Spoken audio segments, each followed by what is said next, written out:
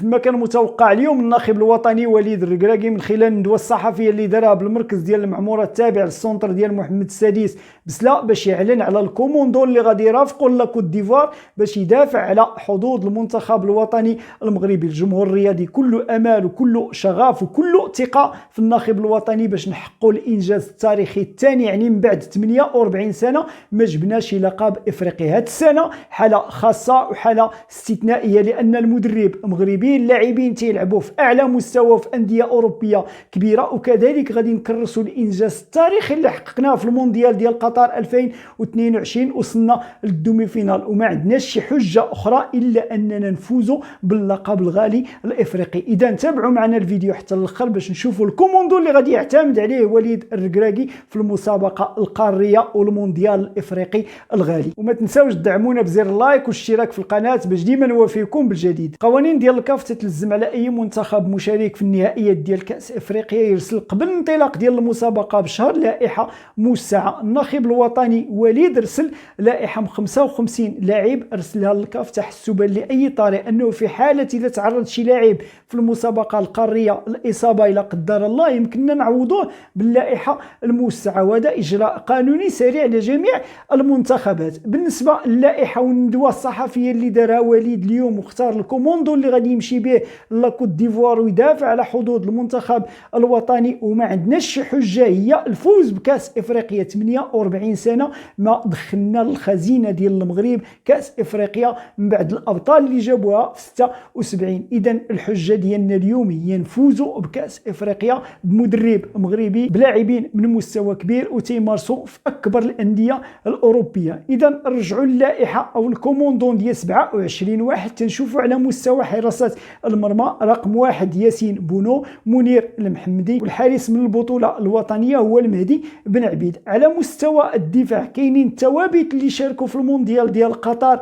اللي هما غانم سيس الكابيتان، نايف اكرد، والعوده ديال عبد الحميد اللي ما كانش محظوظ مع المنتخب الوطني المغربي وتنتمناو له حظ موفق دابا في المشاركه الافريقيه. على مستوى الجهه اليمنى كاين واحد التغيير اللي هو طفيف في اللائحه اللي فاست ديال وليد. كنا شفنا العملود لاعب فريق الوداد البيضاوي هو الرومبلاسون ديال حكيمي، حاليا دابا تنشوفوا محمد الشيبيلي جاي من البطوله المصريه. على مستوى الجهه اليسرى تنشوفوا نصير مزراوي رغم التعرض ديالو للاصابه مع فريق بايرن ميونخ لكن التواجد ديالو ضروري. نروح المجموعه الرومبلاسون ديالو هو عطيه الله. كذلك تنشوفوا الغياب ديال جواد اليميق اللي شارك في المونديال ديال قطر وما معتمدش عليه حاليا وليد الركراكي وتيعيط لشادي الرياض اللي مع بيتيس تيقدم اضافه كبيره وتيقدم اداء اللي هو رائع وديما تيتيلر. وعبد الكبير ابقار اللي جاي من البطوله الاسبانيه. على مستوى وسط الميدان كاين مجموعه من اللاعبين كاينين الثوابت اللي شاركوا مع المنتخب في المونديال ديال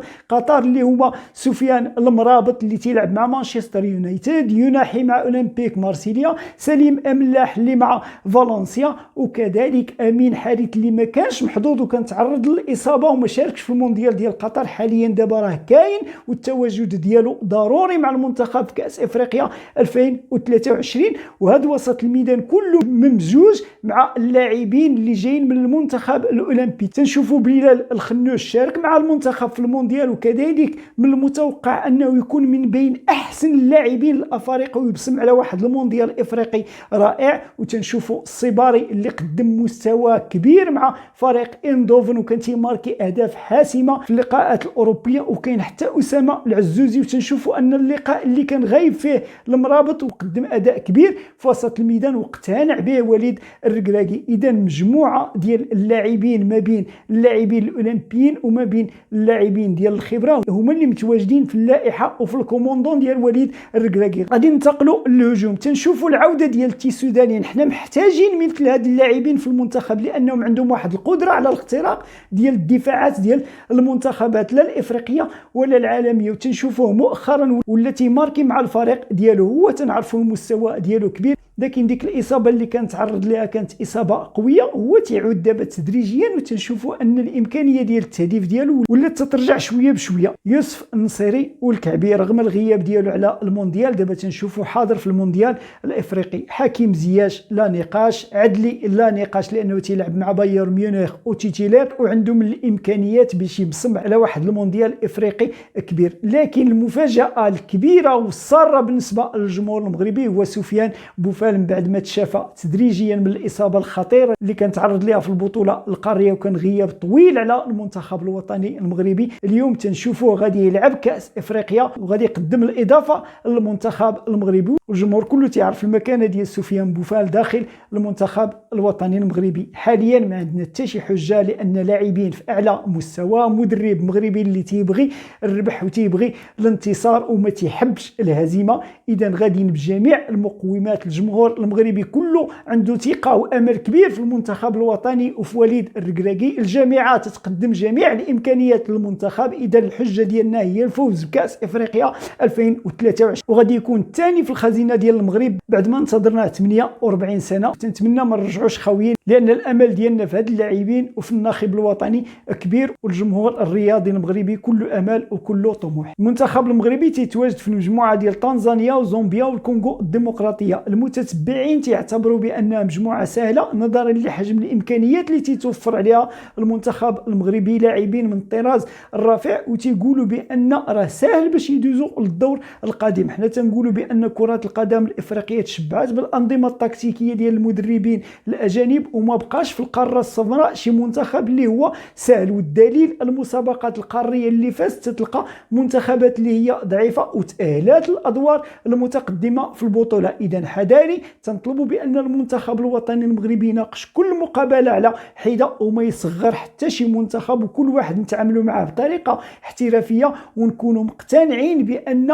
خصنا نلعبوا كره القدم. راه التصغير ديال المنتخبات الافريقيه ربما انهم يخلقوا لنا مشاكل، وتنظن ان الناخب الوطني واعي بهذه المساله وراه فايت له يلعب كاس افريقيا للامم مع المنتخب وكان صادف بزاف ديال المشاكل. من خلال اللائحه اللي عطاها الناخب الوطني والكوموندو اللي غادي يمشي به الكوت ديفوار ويدافع على حظوظ المنتخب الوطني المغربي، تيهمني الراي ديال الجمهور المغربي. واش نتوما تتشوفوا بان هذه اللائحه متوازنه وهذه الاختيارات هما اللي كاينين على صعيد المنتخب الوطني المغربي وما كايناش شي اضافه، وتتشوفوا بان الناخب ما قصى حتى شي لاعب؟ وعلاش ما اعتمدش على اللاعبين ديال البطوله الوطنيه؟ وتتشوفوا بان واش فعلا الحمد لله المكانه ديالو كاينه في المنتخب الوطني المغربي ولا لا، علما انه تيماركي اهداف مهمه في البطوله السعوديه؟ واش نتوما مقتنعين بالاختيارات ديال الناخب الوطني؟ واش فعلا ان ما تتشوفوش كاينه حتى شي اضافه تتلزم المنتخب؟ واش ان هاد اللاعبين هادو فعلا هما لو توب وهما اللي تيتوفر عليهم المنتخب